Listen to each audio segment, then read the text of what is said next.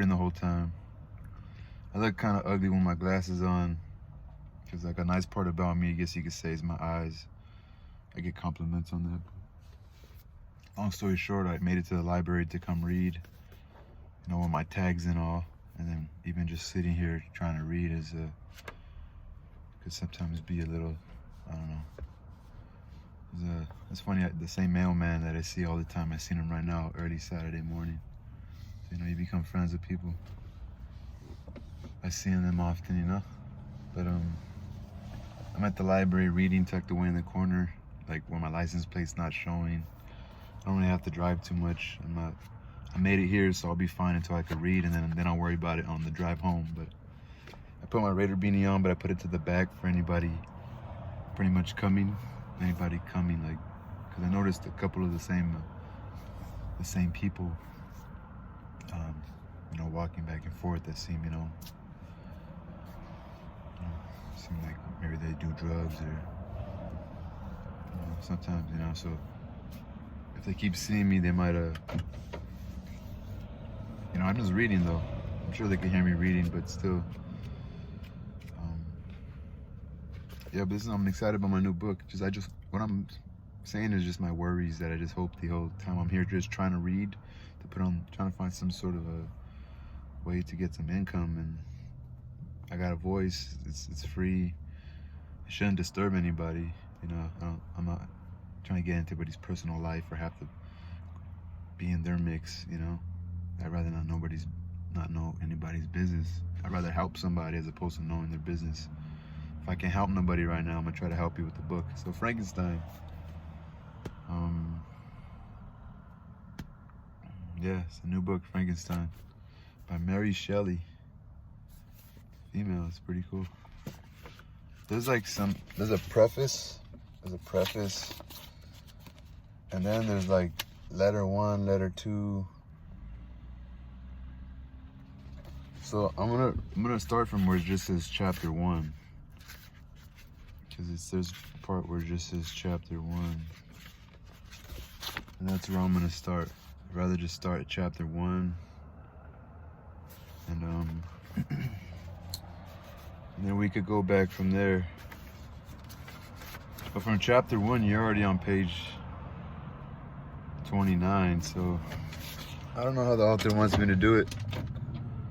I really just rather get chapter 1. I feel like that's the beginning of the book. At the end, I'll read them, and I'll see if they're important or not, because I don't want to really waste too much time. So chapter 1 of Frankenstein. I'm gonna go chapter by chapter. Let's see how long these chapters are. Not too long, but this book is small and there's a lot of words on each page. So, but chapter 1. I am by birth a Genovese, and my family is one of the most distinguished of that republic. My ancestors had been for many years counselors and syndics, and my father had filled several public situations with honor and reputation. He was respected by all who knew him for his integrity and indefatigable attention to public business. He passed his younger days perpetually occupied by the affairs of his country. A variety of circumstances had prevented his marrying early, nor was it until the decline of life that he became a husband and the father of a family.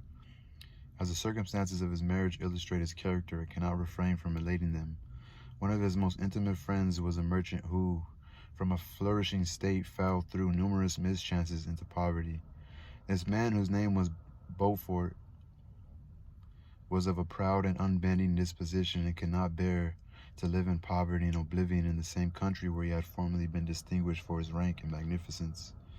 Having paid his debts, therefore, in the most honorable manner, he retreated with his daughter to the town of Lucerne, where he lived unknown and in wretchedness. My father loved Beaufort with the truest friendship and was deeply grieved by his retreat in these unfortunate circumstances. He bitterly deplored the false pride which led his friend to a conduct so little worthy of the affection that united them. He lost no time in endeavoring to seek him out with the hope of persuading him to begin the world again through his credit and assistance.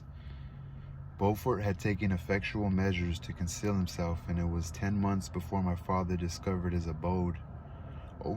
Overjoyed at this discovery, he hastened to the house, which was situated in a mean street near the Reuss, Reuss. But when he entered, misery and despair alone welcomed him. Beaufort had saved but a very small sum of money from the wreck of his fortunes, but it was sufficient to provide him with sustenance for some months, and in the meantime he hoped to procure some respectable employment in a merchant's house. The interval was consequently spent in inaction. His grief only became more deep and rankling when he had leisure for reflection, and at length it took so fast hold of his mind that at the end of 3 months he lay on a bed of sickness, incapable of any exertion. His daughter attended him with the greatest tenderness, but she saw with despair that their little fund was rapidly decreasing and that there was no other prospect of support. But Caroline Beaufort possessed a mind of an uncommon mold, and her courage rose to support her in her adversity. She procured plain work, she plaited straw, and by various means contrived to earn a pittance scarcely sufficient to support life. Several months passed in this manner. Her father grew worse. Her time was more entirely occupied in attending him. Her means of subsistence,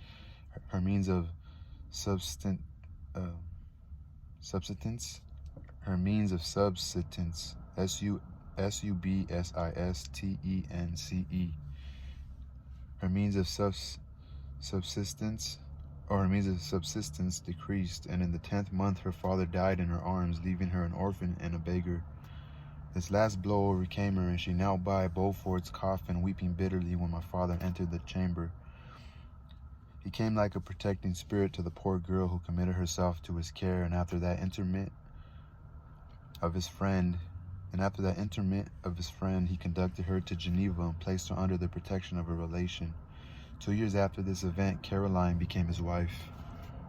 Beaufort's daughter is Caroline. I guess this is the son of the guy that took her as a husband. There was the one that, because he keeps saying my father. There was a considerable difference between the ages of my parents, but this circumstance seemed to unite them only closer in bonds of devoted affection. There was a sense of justice in my father's upright mind which rendered it necessary that he should approve highly to love strongly. Perhaps during former years he had suffered from the late discovered unworthiness of one beloved, and so was disposed to set a greater value on tried worth. I like that part. Perhaps during former years he had suffered from the late discovered unworthiness of one beloved, and so was disposed to set a greater value on tried worth. There was a show of gratitude and worship in his attachment to my mother, differing wholly from the doting fondness of age, doting, fondness of age, for it was inspired by reverence for her virtues and a desire to be the means of, in some degree, recompensing her for the sorrows she had endured, but which gave inexpressible grace to his behavior to her. Everything was made to yield to her wishes and her convenience. He strove to shelter her as a fair exotic is sheltered by the gardener from every rougher wind, and to surround her with all that could tend to excite pleasurable emotion in her soft and benevolent mind. Her health and even the tranquility of her hitherto constant spirit had been shaken by what she had gone through. During the 2 years that had elapsed previous to their marriage, my father had gradually relinquished. There's always these cars like that around here. He gradually relinquished all his public functions, and immediately after their union they sought the pleasant climate of Italy and the change of scene and interest attendant on a tour through that land of wonders as a restorative for her weakened frame. From Italy they visit Germany and France. I, their eldest child, was born at Naples, and as an infant accompanied them in their rambles. I remained for several years their only child. Much as they were attached to each other, they seemed to draw inexhaustible stores of affection from a very mine of love to bestow them upon me. My mother's tender caresses and my father's smile of benevolent pleasure while regarding me are my first recollections. I was their plaything and their idol, and something better, their child, the innocent and helpless creature bestowed on them by heaven, whom to bring up to good and whose future lot it was in their hands to direct to happiness or misery, according as they fulfilled their duties towards me. With this deep consciousness of what they owed towards the being to which they had given life, added to the active spirit of tenderness that animated both, it may be imagined that while during every hour of my infant life I received a lesson of patience, of charity and self-control. I was so guided by a silken cord that all seemed but one train of enjoyment to me. For a long time, I was her only care. My mother had much desire to have a daughter, but I continued their single offspring. When I was about 5 years old, while making an excursion beyond the frontiers of Italy, they passed a week on the shores of the Lake of Como.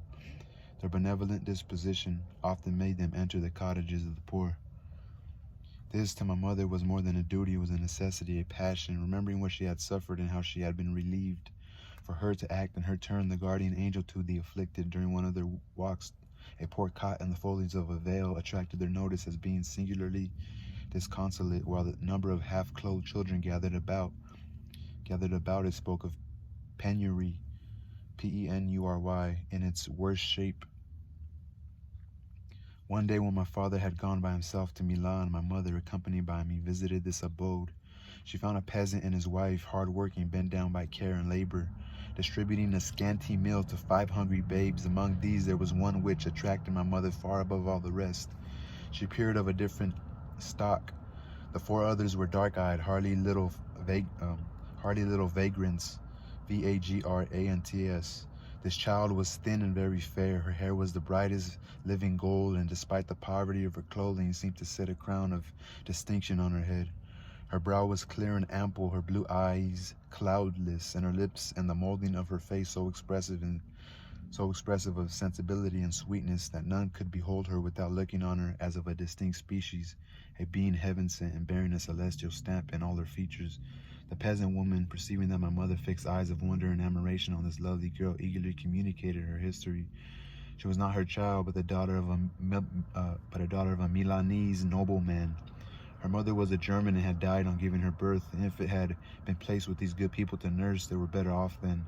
They had not been long married, and their eldest child was but just born. The father of their charge was one of those Italians nursed in the memory of the antique glory of Italy, one among the Schiavi, Schiavi, Schiavi Ognor Fremente, who exerted himself to obtain the liberty of his country. He became the victim of its weakness. Whether he had died or still lingered in the dungeons of Austria was not known. His property was confiscated. His child became an orphan and a beggar. She continued with her foster parents and bloomed in their rude abode, fairer than a garden rose among dark-leaved brambles. Fairer than a garden rose among dark-leaved brambles. When my father returned from Milan, he found playing with me in the hall of our villa a child fairer than When my father returned from Milan, he found playing with me in the hall of our villa a child fairer than pictured cherub, a creature who seemed to shed radiance from her looks and whose form and motions were lighter than the chamois of the hills, Chamois of the hills. The apparition was soon explained. With this permission, my mother prevailed on her rustic guardians to yield their charge to her.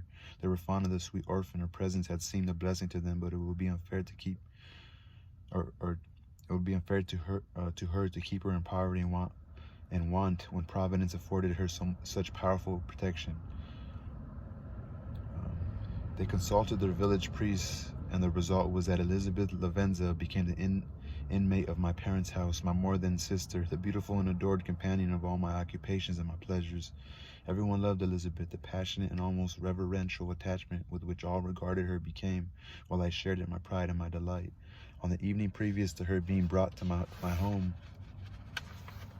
my mother had said playfully, "I have a pretty present for my Victor. Tomorrow he shall have it." And when, on the morrow, she presented Elizabeth to me as a promised gift, I, with childish seriousness, interpreted her words literally and looked upon Elizabeth as mine to protect, love, and cherish. All praises bestowed on her I received as made to a possession of my own. We called each other familiarly by the name of cousin. No word, no expression could body forth the kind of relation in which she stood to me, my more than sister, since till death she was to be mine only. Anyway, that's the end of chapter 1. I like this book so far.